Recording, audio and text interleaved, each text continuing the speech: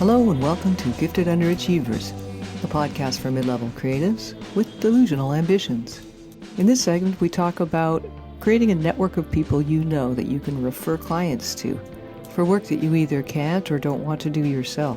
What do you look for in a person as part of your creative adjacent network? What kind of skills? How do you know if they're any good? We talk about that and why you'd want to do such a thing. Hope you enjoy. Hey, James. Yes, Pat. What's new? Well, I'm glad you asked because there's a lot. Well, actually, no, it's kind of the same old, trying to figure shit out, you know. And the shit I'm trying to figure out now is, so I do a lot with clients in terms of book proposals, before we start working. If it's like a solid nonfiction, a lot of times people want to try and market around a book proposal. Yeah. And so, do that. And then for people after we've finished, then marketing around what we've written to agents and independent publishers and that kind of thing. Yeah. And I'm finding that it's not, I think I really want to try and outsource that. There's been a lot of, there's been changes, to the publishing landscape. Yeah. And I think this is true for all creatives, just this whole landscape of how you get to mainstream outlets, whether it's movies or, visual art or what have you. But certainly in the publishing world, it's become intensely competitive and much more narrow. In terms of what is, I'm going to say relatively easy sale, and there's nothing that's easy. Yeah. And so it requires a level, I think, of specialization that I could probably fairly easily get into, because I already know so much and I've done so much of that already. Yeah. But when I think about it, is it really worth it to me to try and develop that skill set as really what is sort of an adjunct service to my ghostwriting? Or is it better to really have a network of people that I can outsource different things to, right? So, there's the person who's really good at writing book proposals, right? So I've gotten, I think pretty good. It's not something that I would completely stop because there are those instances where it really works to do that. But there's people who have gotten really good. They understand, various niches in a way that, I would have to do more deep dive to really get that understanding. And then the other is taking a manuscript and marketing it out to agents and publishers and that kind of thing. And again, it's the same thing where I think the nature of the business has become so dynamic because I do believe that, and I think this, again, is true for all creatives, that the nature of the business is becoming very dynamic because we're going through a period of change. Yeah. Right. And we'll do another segment where we can kind of talk about what we think the change may be or what we're seeing. But for right now, I think if I were to just kind of label this, I really need to think about my creative adjacent network. And I need to think about expanding that network, but having a very, very focused and intentional way of how I add anybody to that network, what their role is going to be, and how the relationship works, because I don't obviously want to, spend 6 months to a year writing a book and then send it off to some random person. No, exactly. I want to have faith and also understand that if this person, do they have experience in that category or that niche to be able to really handle it? And so, I'm thinking, the big thing that I'm thinking about is how to develop that network a little bit more. It's not non-existent, but it definitely needs some attention and cultivating. That seems like a really logical thing to do. I think there's a couple of aspects to it. One is, can you see the person's work? Because I teach, the skill that I have, I teach it to other people. And so I get to see their work and I have a short list of people that I would send Mhm. clients to if we're not a good fit, or if I'm too busy to take it Mhm. on. It's a little harder to see and evaluate the work of somebody who does an aspect of the job that sort of, about, you understand how it Mhm. works, you've done it before, but you're not a client of theirs. So you have never seen or understood or Mhm. felt what their clients feel. So I was telling you, there's um, this person who refers work to me. I've never met this person, and Mhm. they have sent me a few clients. And in order, because I don't do what they do kind of what you're talking about, book proposals and pitching and understanding how to get a publishing deal. Basically, they've done a lot of that and are former agents, so they know a lot. The Mhm. interesting thing to me is that I've been able to refer people back to them because I ask the clients they send me what their experience was with this person. And so, and the experience has been good. It's been that, Mhm. clients have said, well, they did what they said they were going to do. They were good to work with and they knew what they were doing. Mhm. Um, so how do you propose to develop your network in a way that gives you confidence that the person you are sending clients to is going to perform adequately? Because I know you've had experiences with people Yeah. who do book proposals and they didn't do much for the money. Yeah. So, well, the first thing, Marissa Tomei, Ryan Gosling, if you're listening, I will still do your book proposal. Oh, God almighty. Yeah. That's Yeah. that's the no-brainer. Okay, Uh, then. but no, so obviously you can go directly right to somebody's front door and say, here's what I do. I'm thinking of, I'm trying to add to my network. Send me what you got or tell me why I should work with you, right? Right. That's one way. But then, you can just go and see, okay, what's a book that they're advertising that they did or who people that they've worked with Yeah. and go to those people directly and say, hey, here's what I'm doing and I'm just wondering what your experience was. Yeah, that's a This good is idea. I'm not trying to hammer anybody or do anything bad. Yeah. And I think that's probably the better way to go because you're going to get a more genuine response. Yeah. Or you're more likely to. I mean, they might think, oh, maybe this person works for so and so, but yeah, so it's really trying to figure out. I think it's fair to ask people, is this something you're interested in? Yeah, for sure. And ask them why would you be better than anybody else? Because your network signals who you are. Hmm. Whether it signals accurately or not, it will.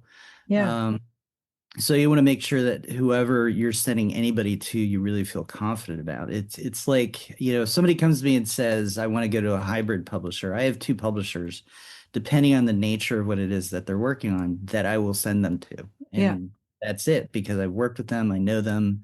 I know not just, how good they are, but I know where they kind of, fall down a little bit too, right? Yeah. So I can anticipate that. Yeah. And everybody has those spaces where they kind of fall down a little bit. Hmm. And it yeah, and I think it's really trying to get to that place of comfort, which never totally comes until you start sending people to them. Yeah. And then you start getting the reports back because I think for what you do and what I do, you develop relationships with everybody we work with so that they feel comfortable sending an email. Yeah. Hey, this person was great. Here's what's happening. I feel really excited. Or what the heck, Yeah. this I've been ghosted or what have you. And then it gives you a little bit of authority too to go and say, hey, I sent you this person. What the heck's going on here? Yeah. um you know but the big piece is feeling like I can do better for my clients and myself if I have these relationships. Yeah.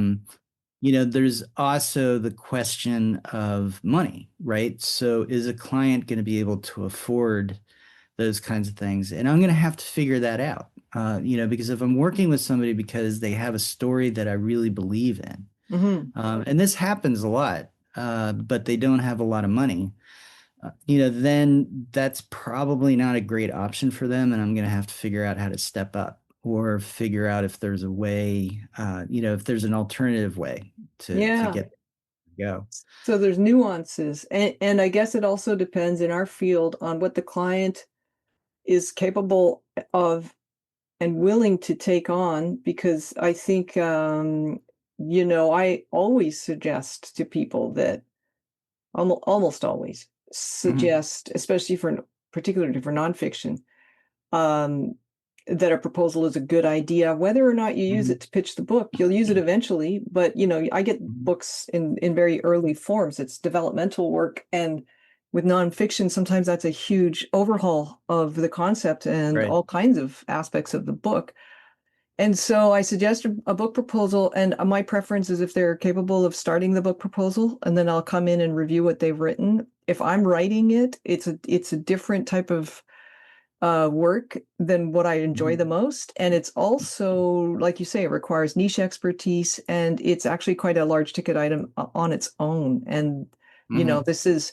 this is something I have to think about as well. If I'm asking them to spend their money on me writing a book proposal, then do they have the same or more, again, to run through the book Right. and actually do what I like doing most? So I guess there's probably it's sensible to have a creative adjacent network. It lets you spend more time doing what you really like and less time doing the things that kind of accompany what you do, Mhm. but that you don't necessarily enjoy or even particularly you don't have an expertise in.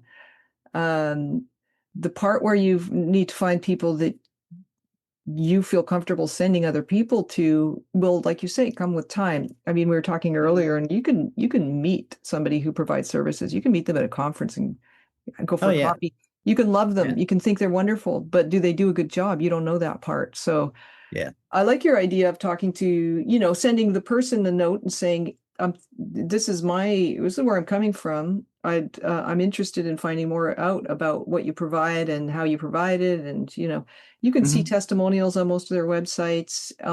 And also taking the step of contacting a previous client and just saying, how'd that go for you? Did Yeah. you get what you expected? Is a good idea. Yeah. So these are all, I'm really curious in, if there's anything I can offload of what I do, because to me, the big piece would be the pitching and marketing, pitching basically Mhm. the completed manuscript. That part is a crapshoot. And for me to charge what I Yeah. should be charging to do that is sticker shock for people. Yeah. Yeah, well, and I think, so part of my just process as a ghostwriter is there's a lot of upfront work that gets done. And so writing a book proposal for a manuscript that hasn't yet been written is Mhm. important for me to do, or at least be centrally part of. Yeah. So it's really more that post, after it's written, there's times that you got to come up with a proposal and Yeah. that kind of. And my experience has been, when clients say, no, I want to do it, or for whatever reason it works out that the client is going to do that, they really struggle. Yeah. It's a Because hard thing to write. yeah, it's really hard. It's really specialized, and you have to have done it before to really understand how it works. Yeah. And that's one of the things. I think one of the big considerations is for those people. You can't. It's really tough to DIY Yeah. this, and so having that network to be able to send them out to that feels reliable seems, that feels really good. Yeah. Um, That's a good idea. good step. Yeah. Yeah. Because I've written book proposals and some of them have been successful. I don't think I see where I started from anymore. I see it as being Mhm. easier than it actually is. But I remember the first time I had to write one, now that you're talking, and I'm like, oh God, that Mhm. that was a learning curve. Yeah. Well, and it shifts. And I've, even recently where I've written pretty good proposals and then they get sent out to some proposal doctor or something. They're like, no, this is how I do it. And they break all the rules that I have. Yeah. And it doesn't necessarily mean that it's wrong. Um, but it's not how I approach it. And so Yeah, there's that, trying to find that alignment too. that's a good point. Yeah, because you don't want to be ripping up each other's work back and forth. I mean, it's got to be at some point in any art, I would say, it's got to be a meeting of minds. There's got to be a fit. Right, right, right.